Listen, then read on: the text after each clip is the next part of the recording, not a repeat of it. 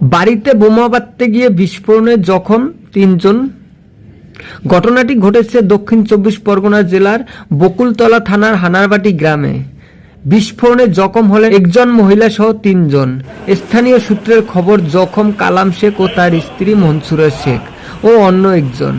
এদিন কালাম শেখের রান্নাঘরে প্রচণ্ড শব্দে বিস্ফোরণ হয়, ৩ জন গুরুতর জখম হয়। গোপনে বোমা বাঁধতে গিয়ে বিস্ফোরণ ঘটে। পুলিশ জানিয়েছে কী কারণে বিস্ফোরণ খতিয়ে দেখা হচ্ছে। দুর্ঘটনার পর কালামের খোঁজ মেলেনি। জখম মনসুরাকে পুলিশ উদ্ধার করে প্রথম নিমপিট গ্রামীণ হসপিটালে নিয়ে যায়।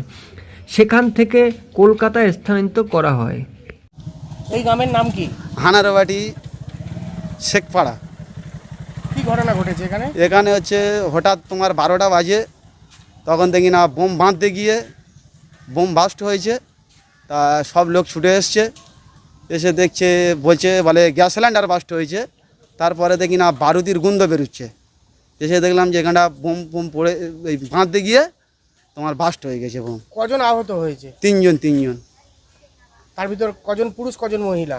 একটা মেয়ে ছেলে দেখলাম, যেটা পুলিশ গাড়ি নিয়ে গেল, আর 2 জন তোমার নিয়ে চলে গেছে। কোথায় নিয়ে গেছে? কোথায় নিয়ে গেছে কি করে বলবো? মানে পুলিশ নিয়ে গেছে নাকি? না পুলিশ নিয়ে যায়নি। কার বাড়িতে বাঁধা হচ্ছিল বোম? ওই তোমার হচ্ছে নাম ঘুঁটে কালাম বলে ডাকে, ওনার বাড়ি থেকে। এই হানারবাটি শেখপাড়ারই লোক তো? হ্যাঁ শেখপাড়া দিল। ওনার নাম কি? কালাম।